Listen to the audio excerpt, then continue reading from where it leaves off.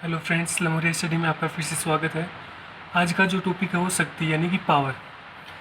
कार्य करने की दर को शक्ति कहते हैं। यानी कि शक्ति जो होती है वो कार्य करने की दर होती है, यानी शक्ति बराबर कार्य बटा समय, अर्थात power equal to work upon time, P equal to W upon T.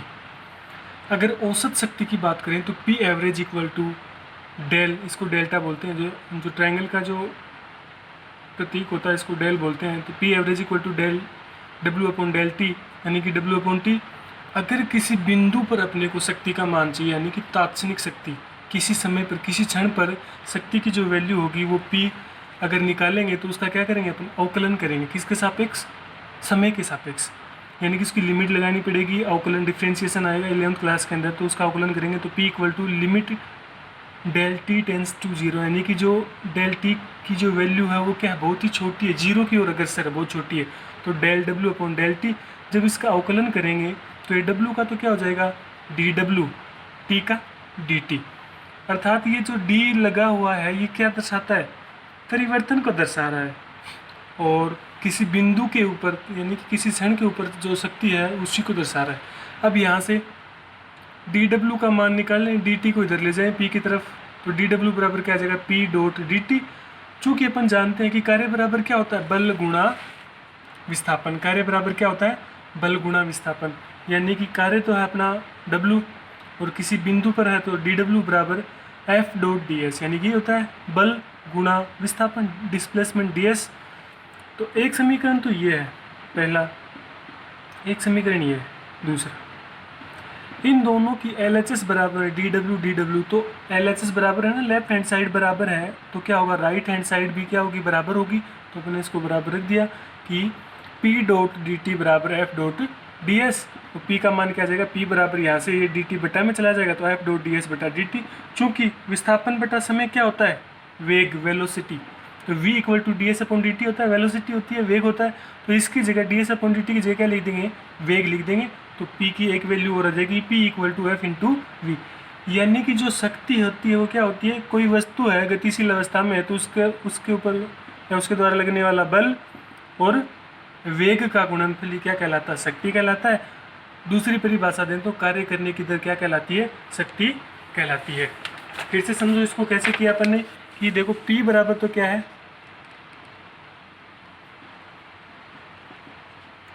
W upon T, P बराबर है W अपॉन टी। किसी बिंदु पर या किसी क्षण पर इसकी वैल्यू निकालेंगे तो क्या है कि अपने को लेना पड़ेगी, लिमिट लेनी पड़ेगी। और किसके सापेक्ष करेंगे अपन अवकलन, टी के सापेक्ष, यानी समय के सापेक्ष। समय जो है अंतराल जो बहुत ही कम है, यानी कि जीरो की ओर अग्रसर है। तो ये क्या होगा, del W upon del T, और जब ये लिमिट हटेगी तो ये क्या आ जाएगा, डी डब्ल्यू बटा डी टी, यानी कि पी की वैल्यू आ गई ये एक। तो यहाँ से डी डब्ल्यू का मान निकालो, पक्षांतरण कर दो डी टी का, डी डब्ल्यू बराबर क्या होगा, पी डी टी, ये आएगा। समीकरण 1 दे दिया। अपन क्या जानते हैं, ये डी डब्ल्यू क्या कार्य तो है, और कार्य बराबर अपने को पता है क्या होता है, बल गुणा विस्थापन, यानी एफ इंटू डी एस। ये भी सदिश राशि है, ये भी सदिश राशि है। अब इनको दोनों की LHS लेफ्ट हैंड साइड बराबर तो RHS बराबर होगी, तो अपन ने लिख दिया पी डी टी बराबर एफ डी एस। और यहाँ से किसका मान निकालना, P का मान निकालना अपने को, तो एफ डी एस बटा डी टी। डी एस बटा डी टी क्या होता है, वेग, v equal to D S upon D T. Velocity equal to क्या होता है, डिस्प्लेसमेंट अपॉन टाइम, यानी कि D S upon D T. तो ये हो गया v, तो यहाँ से P की वैल्यू क्या आ गई, एफ इंटू वी। एक वैल्यू तो ये होती है P की, पावर की, शक्ति की, P equal to F into V, और एक क्या होती है P equal to W upon T. कार्य करने की दर क्या कहलाती है, शक्ति। शक्ति का मात्रक क्या होता है, वाट। ऐसा ही मात्रक क्या होता है, वाट। अब देखो मात्रक की बात करें, शक्ति कैसी राशि, अदिश राशि है शक्ति। मात्रक क्या होगा, एमकेएस पद्धति में कैसे निकालें, तो P बराबर क्या होता है, W अपॉन टी, यानी W का मात्रक तो जूल और T यानी समय का मात्रक सेकंड। तो एमकेएस पद्धति में सामान्य इसको क्या कहा जाता है, वाट। यानी कि एमकेएस पद्धति में या SI पद्धति में, ठीक है, शक्ति का मात्रक जो होता है वो क्या होता है, वाट होता है। CGS पद्धति में, तो CGS पद्धति में देखो जूल किसका मात्रक होता है, कार्य का होता है, या ऊर्जा का जूल होता है, ठीक है, कार्य और ऊर्जा का दोनों का जूल होता है। तो CGS में क्या होता है, कार्य का मात्रक अर्ग। तो CGS में लिख दिया अर्ग और बटा में क्या गया सेकंड, अर्ग बटा सेकंड। विमा कैसे निकालें, P बराबर क्या होता है W/T। कार्य की विमा अपन ने निकाल ली पीछे, m1L2 T-2 होती है, बटा में क्या समय T और है, तो ये T और ऊपर आएगा तो T की घात -1 और -2 पहले से है, तो कितनी हो जाएगी घात m1L2 T-3। अब देखो शक्ति की मात्रा में किलोवाट होता है, मेगावाट होता है और हॉर्स पावर यानी कि HP हॉर्स पावर। तो 1 किलोवाट में कितने वाट होते हैं ये याद रखना पड़ेगा। कंपटीशन एग्जाम में जो पूछे जाते हैं या तो विमा पूछी जाएगी या कहेगा शक्ति का ऐसा ही मात्रक क्या होगा, तो शक्ति का ऐसा ही मात्रक वाट, या पूछेगा शक्ति का CGS मात्रक क्या है। अगर अपने को सूत्र याद है कि P बराबर W/T होता है, P बराबर F/V होता है, तो अपन मात्रक निकाल सकते हैं। 1 किलोवाट में कितने वाट होते हैं 1000 वाट होते हैं, तो और 1 मेगावाट में कितने वाट होते हैं 10⁶ वाट। एक हॉर्स पावर यानी कि एक अश्व शक्ति में कितने वाट होते हैं 746 वाट। सबसे ज़्यादा क्वेश्चन यही पूछा जाता है यहाँ से कि 1 HP में कितने वाट होते हैं 746 वाट होते हैं। कंफ्यूज करने के लिए एग्जाम के अंदर ऑप्शन के अंदर जो देगा वो क्या देगा, इस वाट के साथ में आपको सेकंड दे देगा, मिनट दे देगा, ठीक है, या यहाँ पॉइंट लगा देगा। तो अपने को ये याद रखना है कि 1 HP में कितने वाट होते हैं 746 वाट होते हैं। अब अगर वाट के आगे घंटा लग जाए, मिनट लग जाए, सेकंड लग जाए, तो वो शक्ति का मात्रक न होकर वो किसका मात्रक बन जाएगा, ऊर्जा का मात्रक। अगर इस वाट के आगे लगा दिया घंटा या सेकंड या मिनट, तो वो किसका मात्रक बनेगा, ऊर्जा का मात्रक बन जाएगा, चाहे वो विद्युत ऊर्जा मानो चाहे ऊर्जा मानो। हमेशा जो स्टूडेंट्स होते हैं वो कंफ्यूज में होते हैं कि जैसे ही वाट दिखा उनको पहले से और उनकी धारणा होती है कि वाट है इसका मतलब शक्ति का मात्रक, आगे नहीं देखा था कि देखो आगे लिखा है किलो वाट घंटा या वाट सेकेंड, तो बिना आगे देखे वो सीधा सा वाट देखते या किलो वाट देखते वो किसका मात्रक कर देते हैं, शक्ति का मात्रक कर देते हैं, जो कि गलत है। यानी कि जब समय लग जाता है साथ में तो वो किसका मात्रक होगा, ऊर्जा का मात्रक होगा। जैसे अपने घर में यूनिट आती है विद्युत धारा की, बिल आता है तो उसमें कहते हैं कि 20 यूनिट आई है, 30 यूनिट आई है। यूनिट यानी कि वो विद्युत धारा की बात नहीं करें, वो ऊर्जा का उपभोग की बात करें कि कुल कितनी ऊर्जा का उपभोग आपने 2 महीने के अंदर किया, वो उस बिल के अंदर आता है कि 20 यूनिट, 30 यूनिट, 40 यूनिट। यूनिट का मतलब 1 किलोवाट घंटा, यानी कि अगर 1000 वाट का उपकरण 1 घंटे तक काम में लिया जाता है तो उसके द्वारा उपभोग की गई ऊर्जा का मान 1 किलोवाट घंटा या 1 यूनिट कहलाता है। फिर से सुनो, अगर 1000 वाट का उपकरण यानी कि 1 किलोवाट या 1000 वाट एक ही बात है, 1000 वाट का उपकरण अगर 1 घंटे तक काम में लिया जाए तो उसके द्वारा उपभोग की गई ऊर्जा का मान कितना होता है, 1 किलोवाट घंटा। मेरे वर्ड सुना ध्यान से, उसके द्वारा व्यय की गई ऊर्जा का मान, न कि शक्ति का मान। अर्थात किलोवाट घंटा किसका मात्रक होता है, ऊर्जा का मात्रक होता है।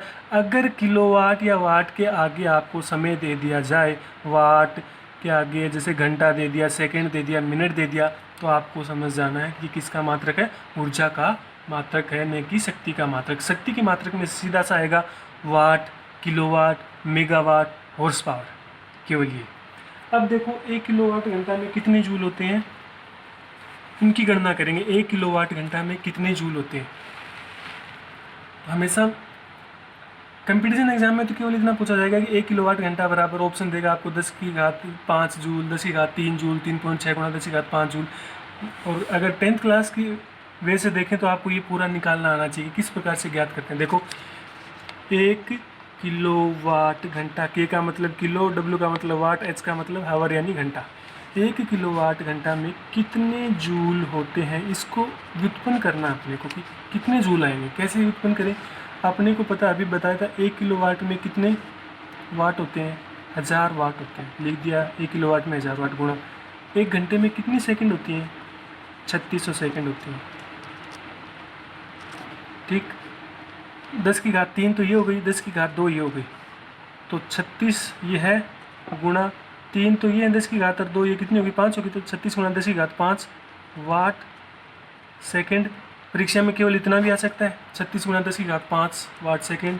इसके आगे भी लिख सकता हो 36 × 10⁵5 जूल।